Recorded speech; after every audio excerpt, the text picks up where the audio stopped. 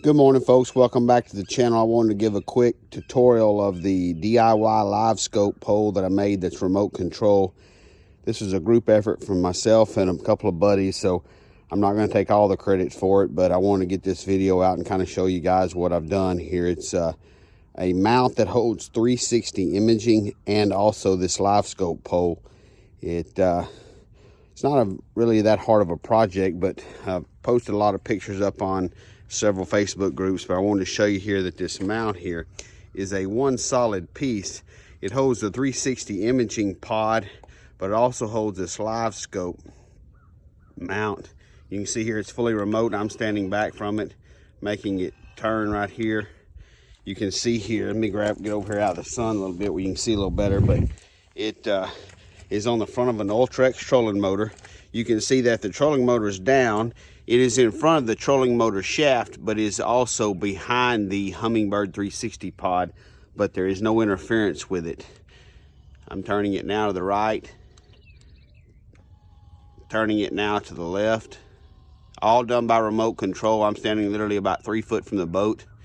And something that, again, myself and a couple of buddies have worked towards building, and we've all had a little bit of input and ideas about it, and this is our product that we came up with.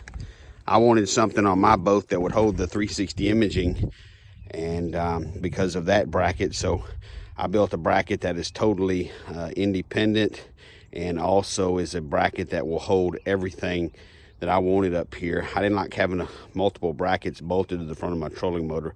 It didn't look good and just was just bulky. But everything here was pretty much bought offline. Just a little bit of time, a little bit of head scratching to come up with this particular unit. You can see here that this is my brace here that I did have to trim a little bit out, but once that thing is set, you do not really have to adjust it anymore. So I did trim that off, but you can hear the motor there. 12-volt electric. One thing that I did, here's the remote, you can see here. One thing that I did do is right here, because I was taking this on and off so much, that I put a 12-volt plug here. Something that can be easily done. It's more like a Yak Attack type waterproof plug. Can be easily the power unplugged, and then several bolts that are normal for the Ultrex trolling motor, and then you can unbolt it, and then if you had to replace something or you had it break down or whatever, it was easy to uninstall. You didn't have to take all the units off the front and go into where it is wired in. It does have a fuse, so if it does cause that, it will not tear up nothing. It will go pop that fuse. This particular shaft here, right here, is a 1-inch diameter OD. This one, of course, it fits inside. Everything goes up into this unit right here. Inside here is where I actually had to have some machine parts machined from a local machine shop. One of them is this little pointer connector that connects onto the motor here, and then there's one also inside the box here that is had to be machined. Not saying couldn't do it yourself, I just didn't have the tools to do it, so I had the local machine shop do that. Also had them AutoCAD / cut this out with a plasma, just so it would look a lot nicer and neater and more precise. So that was done. Actually getting some more done. This is the only prototype that I have that's in this particular feature here. I'm actually going to be building some more and changing a few items here. This will be powder coated, and of course stainless nuts and bolts. I'm also going to extend this sleeve down here probably to closer to the bottom here. That'll help with a little bit of stability. This particular unit has a stainless clamp here. We did that so any type of impact from the shaft, it will not tear up your motor.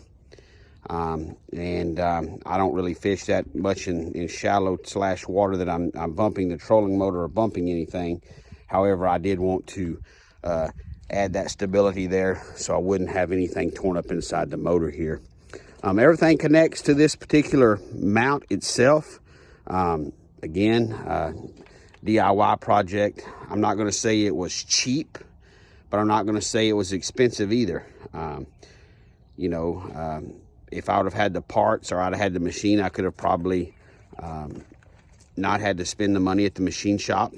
So that would have made it a little bit cheaper, but I don't, have those type of tools. I don't have that type of experience. So it was just easier for me to get them to do that. If you had aluminum wire welder, you could weld this here. I did not have that, so they welded that for me.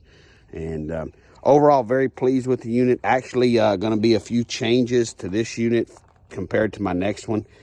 These here, they tell you do not use zip ties, so there are no zip ties used on this particular transducer pole and wire. This is Velcro around this, wrapped with electrical tape. It does real well. However, I'm actually having some connector devices that are going to be machined aluminum that will connect onto this, that will hold this wire. And that will be something that I'm going to be adding along to it. Also, again, like I said earlier, this particular pipe here will come down to roughly about right in here somewhere, and then I'll have that that clamp also to the bottom here for any type of upwardness due to, if I were to go shallow or run over a little log or stump or something that I may hit, just for extra support. But sun is kind of bad in this area, so I apologize. I'm trying to give you here a little bit of an idea of the unit itself. If it's something you're interested in, let me know. We're all a big community of fishermen. We like to fish, we like to hunt, and I definitely like tinkering with stuff. So if it's something you're interested in, let me know. Please subscribe to the channel. Please check back for more updates, more videos. Myself and my son, we like putting those videos up. So we appreciate you looking. We appreciate your interest. We've got a lot of great feedback on Facebook. Thank you for the kind thoughts, the kind words. I really do appreciate it. But this is the DIY Remote Livescope pole that was built by myself and several friends, and I kind of went all out with it. I wanted something that I thought looked nice. So I appreciate your time. Please subscribe. Take care, safe fishing, and hope to see you out on the water.